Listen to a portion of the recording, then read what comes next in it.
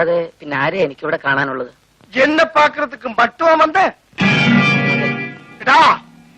നന്ദി കെട്ട നായെ ഒന്നെ இந்த வீட்டுக்கு வரவழைச்சு இந்த நிலைமையில் ஆக்கிறது என் வீட்டில என் பெட்ரூமில என் பொண்டாட்டி கூட படுக்கிறதுக்கு இனிமே நீ இந்த வீட்டுல வரக்கூடாது. நான் உன் வீட்டிலே வரமாட்டேன். ஜாக்கிரதையா இருக்கணும். இல்ல ஒரு சமம் டெட் பாடி மத்தாசுல ஏதாவது குப்பையில கிடப்பேன். Get out!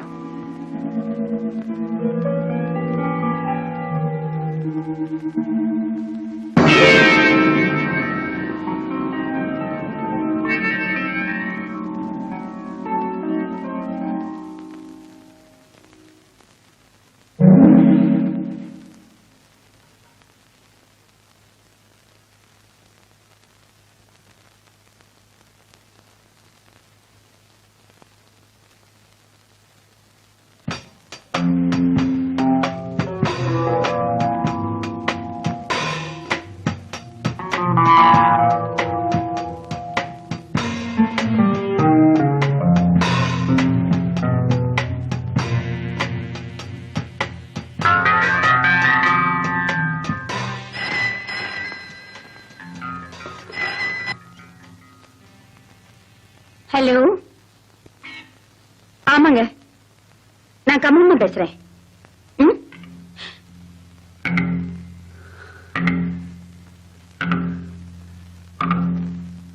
ஆகட்டும், சரி, ஆகட்டும், அப்படியே செய்றேன். சரி.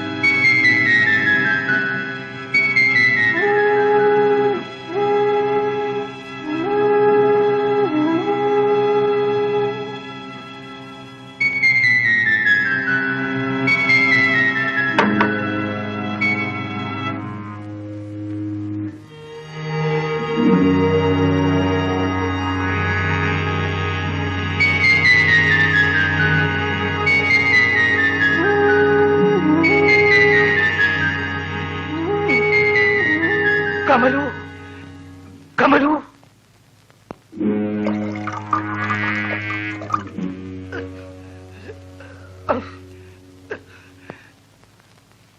कमलू, कमलू, कमलू, कमलू, നെഞ്ചു വലിക്കുന്നപ്പ അമ്മ അമ്മ കമലു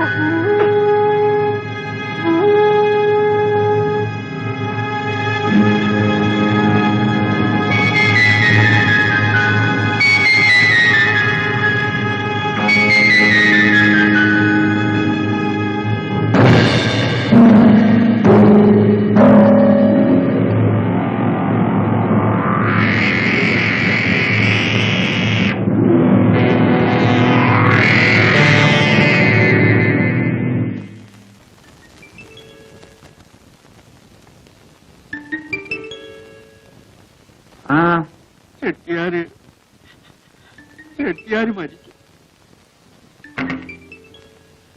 ഓഹോ, ഒരസുഖം ഉണ്ടായിരുന്നില്ല. ഉറങ്ങാൻ വേണ്ടി കിടന്നതാ. അപ്പോ അമ്മ കൊണ്ടുവന്ന് ഒരു ഗ്ലാസ് പാല് കൊടുത്തു. ഉടനെ ക്ഷീണം വർദ്ധിക്കുന്നു എന്ന് പറഞ്ഞു. ഡോക്ടർക്ക് ആള് പോയി. ഡോക്ടർ വരുന്നതിന് മുമ്പ് ചെട്ടിയാര് മരിച്ചു. അപ്പയ്യ എന്തിനാ വിഷമിക്കുന്നത്? എല്ലാരും മരിക്കും. ചെട്ടിയാർ ഒരു വിഡിത്തം കാണിച്ചിട്ടാ മരിച്ചത്. നിങ്ങളെപ്പോലെ കരയാൻ കുറെ ആളുകളെ ഉണ്ടാക്കി വെച്ചു. ഞാൻ മരിച്ചാൽ ആരും കരയില്ല. കാര്യം എന്താണെന്നറിയോ? എനിക്ക് ബന്ധുക്കളില്ല.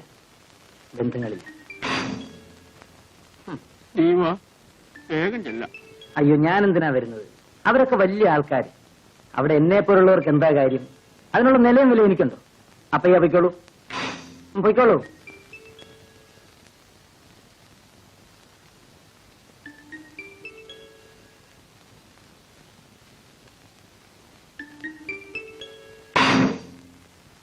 കഷ്ടമായി പോയി ശിവേട്ട. മദ്രാസിൽ നമുക്കുണ്ടായിരുന്ന ഏക ആശ്രയമായിരുന്നു അദ്ദേഹം. ആരെങ്കിലും ആശ്രയിച്ചാണോ നമ്മൾ ജീവിക്കുന്നത്? നമുക്ക് ജീവിക്കണം, അയാൾ അല്ലെങ്കിൽ മറ്റൊരാൾ. ശിവേട്ടൻ തീരെ മനുഷ്യത്വമില്ലാതെയാണ് സംസാരിക്കുന്നത്. ജീവിക്കണമെങ്കിൽ അതില്ലാതിരിക്കുക നല്ലത്. ഇവിടെ ആർക്കാ മനസാക്ഷിയുള്ളത്?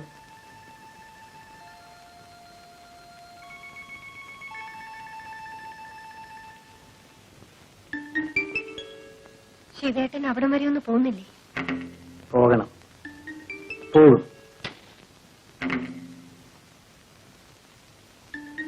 സോഫി,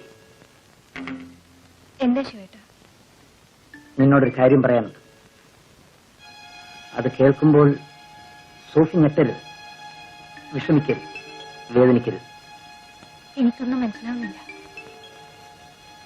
നമ്മൾ എവിടെ വെച്ച് കണ്ടുമുട്ടിയെന്ന് എനിക്കറിയാം, എങ്ങനെ ജീവിച്ചു എന്ന് എനിക്കറിയാം. ഇവിടം വരെ എത്തി. രുക്മിണിയിൽ നിന്നാണ് എന്റെ വളർച്ച ആരംഭിച്ചത്. അതിനാക്കം കൂട്ടിയത് നീയാണ്.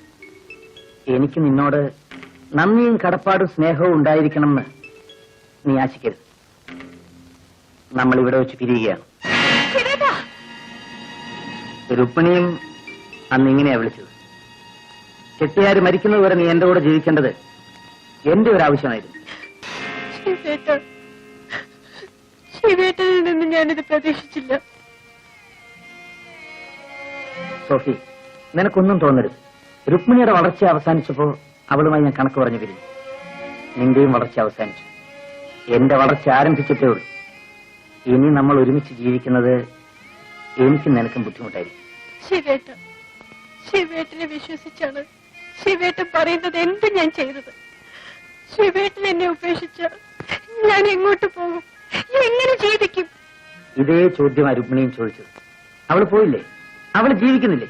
അതുപോലെ നീയും ജീവിക്കും. ഈ വീട്ടിൽ നിന്ന് നിനക്ക് എന്ത് വേണമെങ്കിലും എടുക്കാം. നീ ചോദിക്കുന്ന എന്തും തരാം. പക്ഷേ എന്നെ മാത്രം ചോദിക്കരുത്. രുക്മിണി ഇറങ്ങിപ്പോയ വാതിൽ തുറന്നു കിടക്കുകയാണ്. നിനക്കും അത് തന്നെയാണ് വഴി.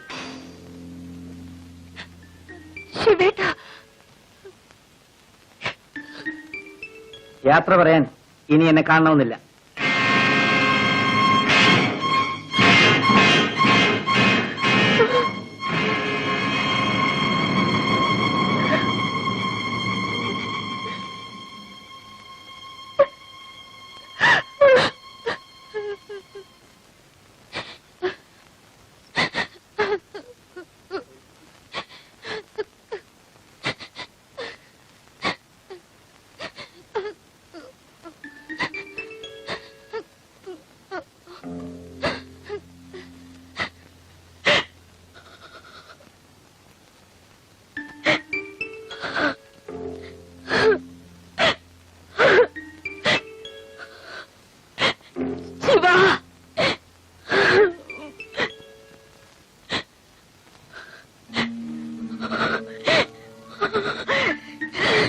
കരയാതിരിക്കൂ. അത് ചെയ്യാതെ നമുക്ക് മറ്റു യാതൊരു മാർഗവും ഇല്ലായിരുന്നു. என்ன இருந்தாலும் அவர் என் கணவர் தானே. அவரை நான் ചെയ്യാൻ പാടില്ലാത്തതാണ്. പക്ഷേ അത് ചെയ്യാതെ നമ്മൾ എന്ത് ചെയ്യും? எனக்கு இனிமே யாரு இருக்காங்க சிவா? இனிமே எனக்கு எல்லாமே நீதானே. ഞാനുണ്ട്, എന്റെ കമലത്തിന് ഞാനുണ്ട്.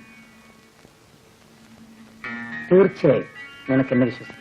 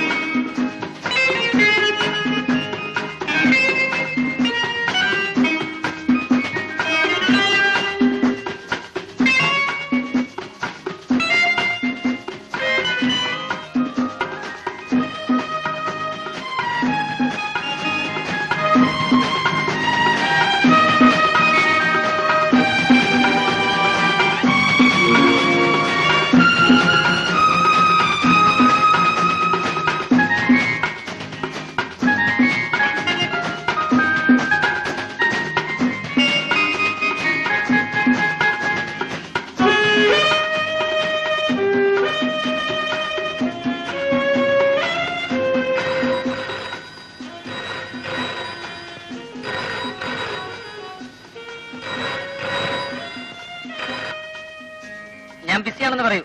ആര് വിളിച്ചാലും 1 മണിക്കൂർ കഴിയാതെ ഒരു കോളും കണക്ട് ചെയ്യരുത്.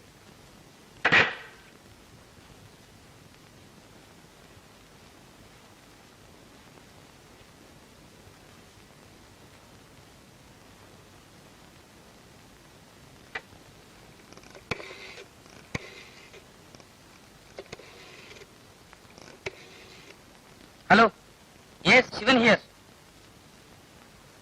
കമലല്ലേ? ആ, ശരി ശരി, ഞാൻ വൈകുന്നേരം വരാം. ജോലി കാരണം വരാൻ പറ്റുന്നില്ല Kamalam. Definitely I will come in the evening. ഞാൻ ഒരു അത്യാവശ്യ കാര്യം പറയാനാണ് വിളിച്ചത്. എനിക്ക് 1 ലക്ഷം രൂപ വേണം. ഒരു ചെക്ക് മീറ്റ് ചെയ്യാനുണ്ട്. 50,000. കൊടുത്തയക്ക്. ഞാൻ പറഞ്ഞില്ലേ, വൈകുന്നേരം തീർച്ചയായും വരാം.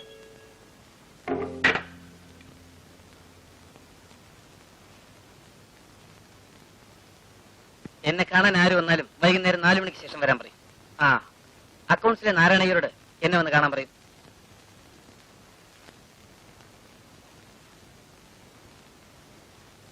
എടാ ശിവ, 50,000 രൂപയുണ്ട്. അമ്മ തന്നയച്ചതാ. നിന്നെ ആ കൃഷ്ണവേണി അന്വേഷിച്ചു. അവളിപ്പോ എവിടെ താമസം എന്നറിയാം? ജമിനിയുടെ പുറയിലെ കല്യാണ മണ്ഡപം ഉണ്ടല്ലോ, അതിന്റെയും പുറയില. അവൾക്ക് ഇവിടെ ഒന്ന് നിന്നെ ഒന്ന് കാണണമെന്ന്. ഞാൻ പറഞ്ഞു, അയ്യോ അങ്ങോട്ടെങ്കിലും ചെന്നു പോലെ, അവനിപ്പോ പഴയ ആളൊന്നുമല്ല. തന്നോടാ പറഞ്ഞത് എഴുന്നേക്കാൻ. മേലിൽ ഇവിടെ വരരുത്. താൻ ഇന്നും പഴയ അപ്പയ്യാണ്. ഞാനിന്ന് പഴയ ശിവനല്ല. പക്ഷെ താനത് ഓർക്കുന്നില്ല. നീ പഴയതെല്ലാം മറന്നു.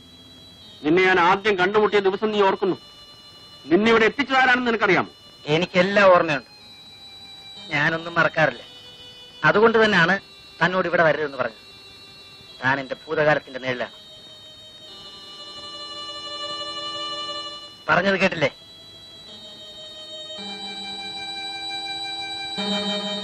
മത്തായി, ഓ സോറി, അപ്പയ്യ, താൻ എന്നെ ഒരുപാട് സഹായിച്ചിട്ടുണ്ട്. അതിന്റെ പ്രതിഫലമായി തനിക്ക് എത്ര പണം വേണമെങ്കിൽ ഞാൻ തരാം. പെണ്ണുകൂട്ടി ആർക്ക് വേണോടാ നിന്റെ പണം? നാളെ ഈ മുഖം എനിക്ക് പരിചയം ഉണ്ടാവില്ല. അതുകൊണ്ട് പറഞ്ഞ നന്ദി കേട്ടവൻ. Get out.